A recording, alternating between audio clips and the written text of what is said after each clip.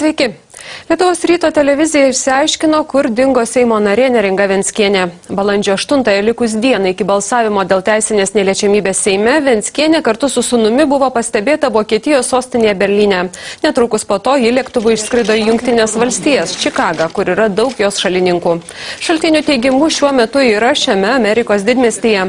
Pasipriešinimų pareigūnams, piktnaudžiavimų globėjo teisėmis ir kitais nusikaltimais kaltinama Venckienė su artimaisiais bendrauja keisdama telefono korteles. Jos asmeninis telefonas išjungtas, o darbinis Seimo narės telefono aparatas paliktas namie Garliavoje. Šaltinių teigimu, jeigu prokurorai nutartų skelbti Venckienės paiešką, teisėsauga galėtų tuoj pat nustatyti tikslę Seimo narės buvimo vietą. Iš mokyklos paimtas ir į Ameriką išvežtas Venckienės sūnus Čikagoje mokyklos kol kas nelanko. Vaiko mokytojai Lietuvoje apie jį žinių neturi.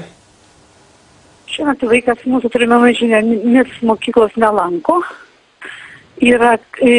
Mokykla kreipėsi į šeimą, ieškojo tiesiog paaiškinimų, kodėl vaikas nelanko mokyklos.